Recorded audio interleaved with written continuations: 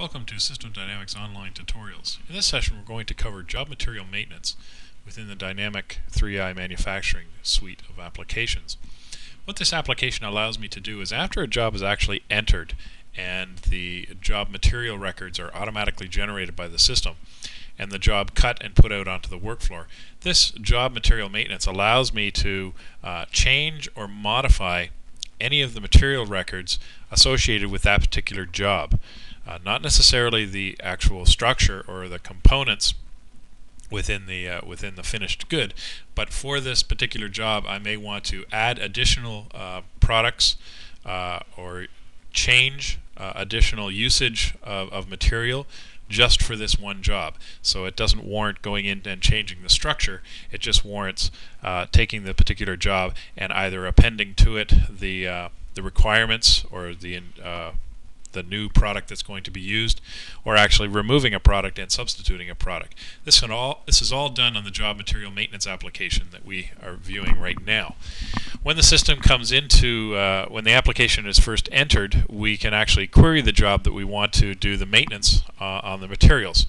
So we could actually use a list of values, first put the form into a query mode, and then use a list of values to show me all of the valid jobs that are out in the system and the products that they're actually being created for.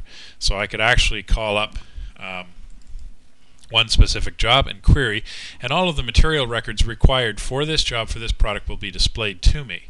Now at this point I can actually maintain and add any comments that I wish to enter at the job header level, and actually on any of the materials I can actually enter comments down at the material line level as well.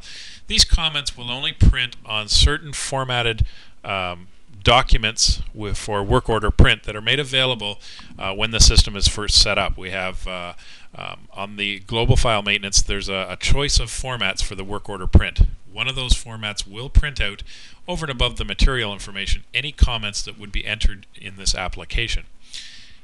If not, then these comments are not shown anywhere else in the system, and they're actually only used for on the work order print under that choice of the specific format that prints them.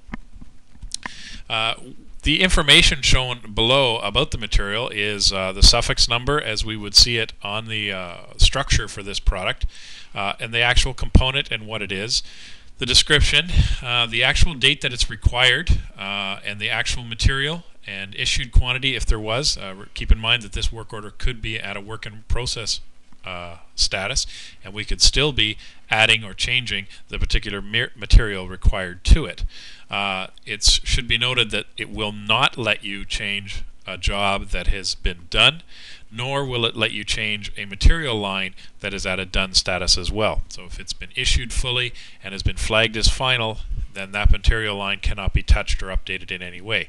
Only work orders that are not done, that are in a work order or work order WIP status, and the same for the material details, can be updated or deleted.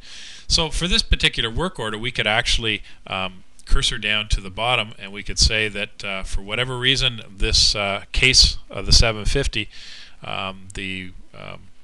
what I would call the standard case here, we're not going to use this particular one. So we could actually delete that from the material requirements, and we could actually inject by using the standard insert record up here.